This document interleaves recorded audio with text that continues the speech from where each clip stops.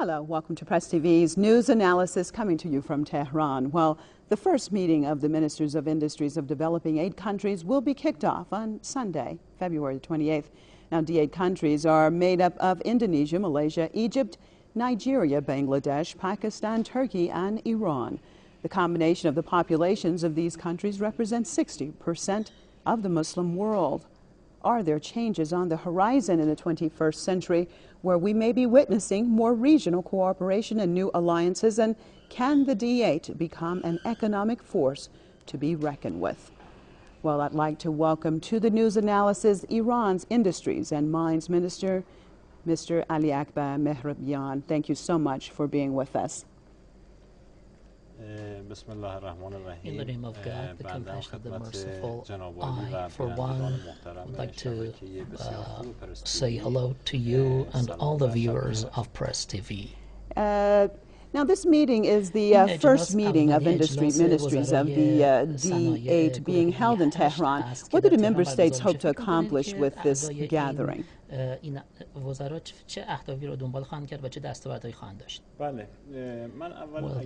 first of all, I would like to say something about the background of D8. The D8 meeting actually was formed on the initiative was an initiative of the former Turkish. Actually, as you are well aware, there are 57 Islamic countries. 8 of them are actually members of this group. All of them together make a 900 million population, which make up 11% of the population of the world. And these countries enjoy great potential both when it comes to human resources and in energy, in the field of energy and minerals. The purpose of the D8 meeting is to actually to increase their cooperation in order to tap into the potential of the member states, and actually so that these countries together will be able to have great influence on the global economy. At the moment, we are witnessing a very deep crisis in Western countries, which day by day, despite the propaganda and that they make, then they are trying to say that the crisis is diminishing. However, we are seeing the negative impact of this crisis on all countries. We are trying to actually set off a movement among the member states in order to be able to somehow cushion the blow from this global crisis. And at the same time, well, we do believe that the potential that these countries, the member states, the 8 member states enjoy, I think we will be able to make considerable progress when it comes to producing science and, of course, sharing each other's experience.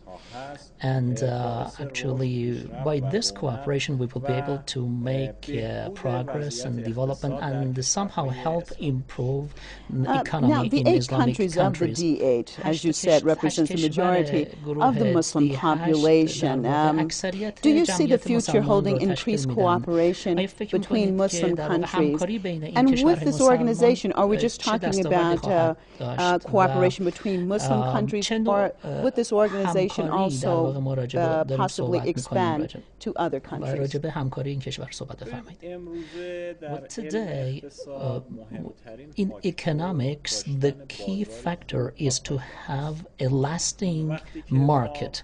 When, well, we're talking about 8 countries, when we have a 900 million strong market in these 8 countries, and this is at the disposal of Muslim countries. Actually, this is the key factor in order to create unity when it comes to producing science, technology, and improving the industry. Naturally, if we are able to actually identify this potential well and move to tap into this potential, this will be the most important accomplishment of this meeting.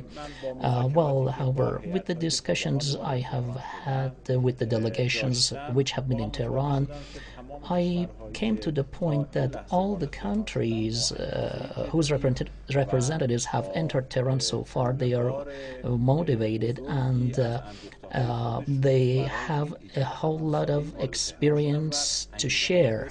They've come here and they are very well motivated. Let's talk about some of the goals of this organization and about this conference that will be taking place in Tehran. Can you break it down for me exactly what you're thinking of accomplishing and how it's set up in general? Are there different venues?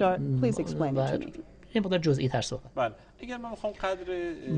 I want to break it down, actually break down the goals of the D8, I can say that everybody knows that Islamic countries once actually they were the cradle of science, civilization, science and technology. We would like to actually give to revive science and technology among member states, so to speak. And the threat posed by Western economy, this could be turned into an opportunity, and I hope we can return to those booming era, of course. As you know, today in the world there are many Islamic scientists in the world who have secured great achievements for their own countries as well as for other nations. And I'd like to mention a point here, and that is to create monopoly. Monopolizing science has been a product of the West. You know, many Western countries, well, they are supporting some companies which would like to monopolize science and technology, and they wouldn't allow other countries to use their accomplishments. For example, when it comes to the nuclear issue, Iran's nuclear issue, well, you know, everybody is seeing that Iran has launched a peaceful movement in the nuclear field. IAEA inspectors are monitoring all of Iran's activities, and they themselves know better than anybody else that Iran is pursuing only peaceful purposes and nothing else. However, they try, by launching negative propaganda, they are going to put the brakes on Iran's peaceful nuclear activities. Well, in other words, these countries and these powers are worried that are worried about the scientific development in other countries. Actually, the point is our purpose in the D8 and in Iran in the upcoming summit is to actually share Iran's accomplishments.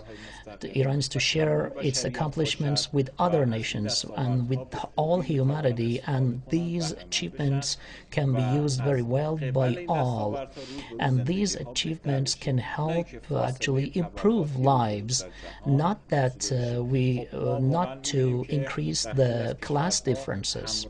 You see, we are seeing that in some countries, along with scientific development, there actually a kind of discrimination is created between developing countries and what they call underdeveloped countries.